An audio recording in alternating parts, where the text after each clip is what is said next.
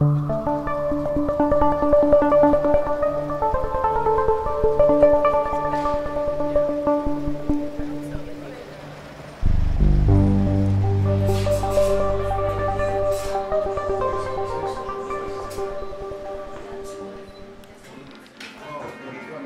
encounters in Bolis, a city where Armenians always met, where they continue to meet. We are talking today with Tanya Goudsouzian. We met in Bolis at Pera Palace Hotel, a place that belonged to Yesan Armenian family. Hello Tanya, welcome to Istanbul. You proposed this place for us to meet, Pera Palace. What is special about this place and why are we drinking coffee here and talking? Actually, I'm a great fan of Agatha Christie, and this hotel is actually where she wrote one of her best works, Murder on the Orient Express. So this is my first visit to Istanbul, and being a fanatic of this author's works, I really wanted to, see some of those places that, she would have drawn inspiration from. And this hotel was built specifically to accommodate passengers on the Orient Express. So this is why when she was here, this was the best place for her to write that novel. And it's really amazing to be here now. And of course, the fact that it was Armenian owned as well at some point, adds another dimension to it. Tanya, your family moved from Egypt to Canada, then you were born in Montreal, then you decided to go back to Middle East. What were your reasons for making this move? Well, it's funny because that was exactly the same reaction my parents had, especially my father, who said, we left that region,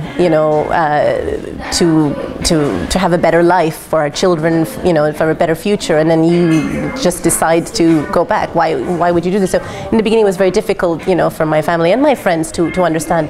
But then it was never meant to be a permanent move. I thought, right, I'm going to go, I'm going to spend a couple of years there, and I'm going to come back. But it so happened that I didn't, and this has continued. I've been now in the region for nearly 15 years, and even I'm amazed sometimes that it's gone so fast. But I think much of it has to do with the fact that I grew up on my grandmother's stories of the region. Oh, back in Egypt it was this way, it was that way, or my grandmother was born in Izmir, and then in 1922 with the Great Fire of Izmir, she was one of those refugees who ended up in Egypt. So, she had stories of Izmir, she had stories of Alexandria, of Cairo, and that was, it was very romanticized as well, because every Armenian grandmother, as we know, is a gifted, storyteller.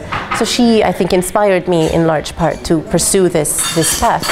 But once I arrived in Egypt, it was a shock. It was a shock to the system, because it was not the Egypt that she had described. It was a completely different place. People were different. People had changed. They had experienced all sorts of political upheavals and changes. So they were not the same people. The country had changed physically as well. I mean, you're talking about population explosion. You look at the pictures that I have, and you look at a snapshot today of Cairo, it's a completely different place. So I mean, that's just looking at it from a superficial standpoint, but yeah, so I think that what made me stay was, right, I don't know this place as I thought I did. I studied in university, I heard the stories, but this is new. There's a story here that's unfolding, and I wanted to be a part of that. So I stayed there for a while. I worked for various local newspapers. I freelanced for publications abroad, and eventually I said, right, I'm gonna shift my focus to the Gulf.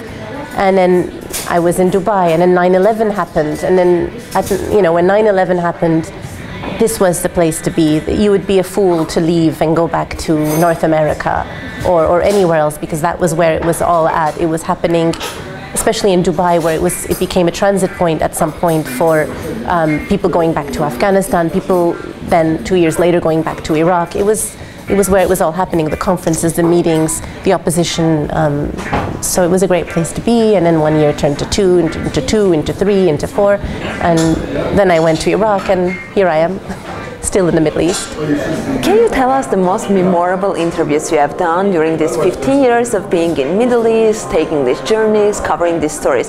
What are the most important, the most memorable interviews you have done? I've been doing a number of things for Al Jazeera. I've done news producing, I've done interview producing, now I'm on the web, on the opinion pages of the Al Jazeera English website. I think my heart lies in interviews with people from a different era. So when I interviewed, yes, the late former king of Afghanistan in Rome, I interviewed him in August of 2001. So that was a month before 9/11, before anybody even remembered that there was once a king of Afghanistan. And that was really fascinating because he really was a creature from a different era, you know, with memories of Afghanistan, memories of an Afghanistan that now nobody remembers. Very few people remember. I mean, the new generation in Afghanistan has no memories of an Afghanistan that was, you know, 1973 in the coup d'etat. He lost his throne. So 1973 is a long time. I mean, younger. So that was a memorable interview. The other memorable interview, I would say, was Jihan Sadat, the widow of Anwar Sadat, who was the president of Egypt, assassinated president of Egypt. She was also an interesting person because, in a way, she reminded me of my grandmother. You know, she lived in this lovely villa overlooking the Nile, and once you stepped into her home, it was almost like a time warp. It was like, you know, there were portraits of her husband. She had these stories from, you know, the 1960s and 70s, and it was just wonderful to relive those moments and to listen to those stories. So those two, I would say, were probably the most memorable. But those two, ironically, were the interviews that were hardest to sell because, of course, in news, people want to talk to, you know, the newsmakers, and those are interesting too. I've interviewed those people as well, but I find the ones that stay with me are the ones who had those stories to tell. How does it feel to be a woman in a man's world? Middle East is a man's world, doing this sort of stories, taking these risks, traveling to Afghanistan, traveling to Iraq. How does it feel to be a woman doing this job? It's funny to say this, but it's somehow easier as a woman journalist in some of these countries. Despite the negative, you know, coverage that these countries get, in Afghanistan I have only seen respect. I mean, when a woman journalist steps in, you know, I feel maybe perhaps they're perceived as less threatening somehow, and so doors open a lot more easily. These countries are very much, they're not very secure. So as I was saying, you know, there are risks involved. So if you decide to travel, you know, to areas where it's a little bit more conservative, a lone woman, you do invite, you know, brushes with less pleasant, you know. For instance, there was a time I was nearly assaulted on a ship with Iranian officials. I was, at one point, I interviewed the governor of a province in Afghanistan. I was his guest. Was a pretty good interview because we got, you know, I was able to get in and attend meetings that he was having with, you know, tribal elders. It was a really interesting interview. The problem was that a month later, this guy's convoy was ambushed and he was killed. So, I mean, I could have been on that convoy. You know, I traveled with them. So, you know, when you do put yourself in situations, you know, it comes with the territory. If this guy is at risk, if this guy is a target and you are with him, you're also at risk. So in this way, yes, but I try to take calculated risks. I don't go off and say, right, I'm on a suicide mission. What's the point? It seems that to be able to do these stories, you need people to help you on your way to the journeys. People who are gate openers, people who know the territory, locals who are being helpful, guiding you. Who are the people who have helped you on your journeys? There was one an Afghan Mujahideen commander that I met in Dubai who was, I think he was perhaps flattered by the interest that I had in his country, and you know, he decided, he felt that my interest was really sincere, and he helped me out a lot. You know, he gave me, this is a guy who was a veteran of the jihad, you know, during the Soviet invasion, and he was very much familiar with how journalists work, because he was sort of like he was often interviewed. He would bring in journalists to his, so he would give me advice. He'd say, look, you should do it this way, you should do it that way, don't do it this way, don't ask questions like this, you come across as weak, you should ask it like this, blah, blah, blah. So he was very much, I would say he was a friend and he was a mentor, and he was very, he was killed at the start of the, right before the US war on Afghanistan. But I think he was somebody who really marked me, and he left an impression on me.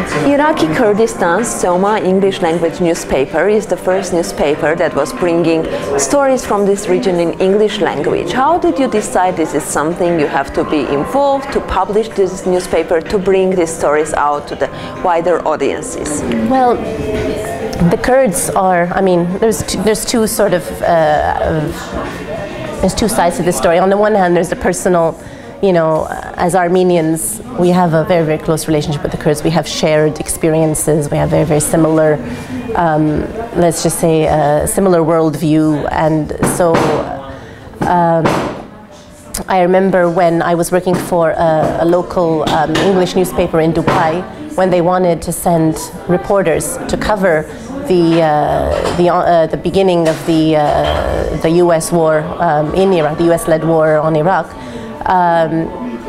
They said that they preferred to send an Armenian journalist to Kurdistan, and I was like, why? What's the difference? And they said, no, I know the difference. You'll know the difference when you get there, because you'll find you're better received than an Arab journalist. And I'm like, really? And it was true, because he said, that as an Armenian they see you as a, almost like a kindred, spirit.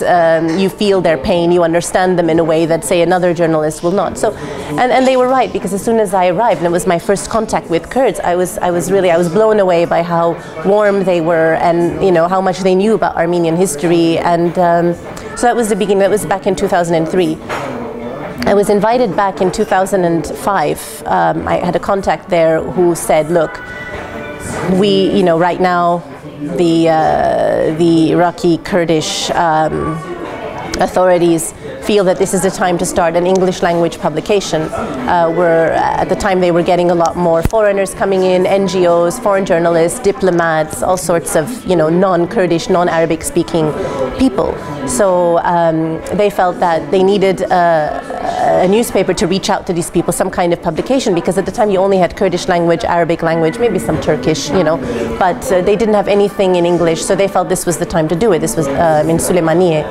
So they asked me, are you interested? They felt that, because of my, I suppose partly, I was told, partly because I was Armenian, that was a plus point. Of course, they looked at my CV and they saw that I had extensive experience in the region, and they felt that would be, an asset there. But the fact that I was Armenian was a plus point, and they told me so. They said, we looked at your CV, you were a strong candidate, but then when they told me you were Armenian, I said, this is the one for us. I thought, okay, that's interesting. So that was a very interesting project, because that was like going really into Kurdistan, into the Kurdish society, working with them, working with Kurds very, very closely in a way that you don't when you're just a foreign journalist parachuting into a foreign country. You don't really get in, you don't really understand how they think, how they work. So that was a really interesting experience for me. Well, all this, blogging and tweeting and citizen journalism, it's controversial. I mean, you'll find a lot of people who say, oh, wow, it's great, it's getting the truth out, in a way that I'm wary. I'm a little bit skeptical. I think that it's getting a lot of propaganda out in a way that was impossible in the past. It's giving, it's giving credibility to propaganda, just because some guy who happens to be in some country with undergoing, upheaval, and he happens to be blogging, doesn't mean that what he's saying is true. And we have no way of verifying, because right now everybody's become a journalist, and it's not that easy. I mean, if you can write, that doesn't make you a journalist. You have to ask questions. You have to check your facts, your sources. You have to be able to, these are things that you learn either on the job or at school, or, these are, this is a profession. This is not something you can become just by saying, oh, well, I've written something. Well, you know, there's a difference between fact, fiction, propaganda, just writing one perspective and not bothering to check another. How has your life changed with your daughter's birth? Having Anais at home waiting for you, did it change, did it define in a new way the risks, the limits of taking risks, taking these journeys, going to these places? When you're single and you're young and you have nobody depending on you, you don't think of these things. You know, you think, okay, right, okay, there's a war going on and I want to be a part of it, I want to go and I want to cover it, you think this way. When you have a baby waiting for you at home, you think, am I ready to leave this child motherless in the hands of someone else? You know, and you kind of think twice. So you do, I think, and you also think, right, you know, if I'm going to go to this place, I'm going to be there for 2-3 weeks, maybe a month. That's a long time. A month is a long time in the life of a child. So yes, I did think, it changed my perspective. It made me think twice about a lot of things because, you know, and I was pregnant when I was in Iraq. Anais was born in Jordan. I was supposed to go back. With many reasons why I didn't go back, but I remember my mother saying, if you want, you go back, you leave the baby with me. You don't take that child to, you know, a place where, so it took a little bit of time to readjust my priorities, my perspective, but eventually now, you know, I put the kids first. So I think they deserve that. Thank you, Tanya. Thank you for sharing with us your experiences in Middle East for the past 15 years. This was CivilNet from Istanbul, talking with Tanya Goudsouzian, a Doha-based journalist who has been covering stories from Middle East for the past 15 years. Thank you for following CivilNet.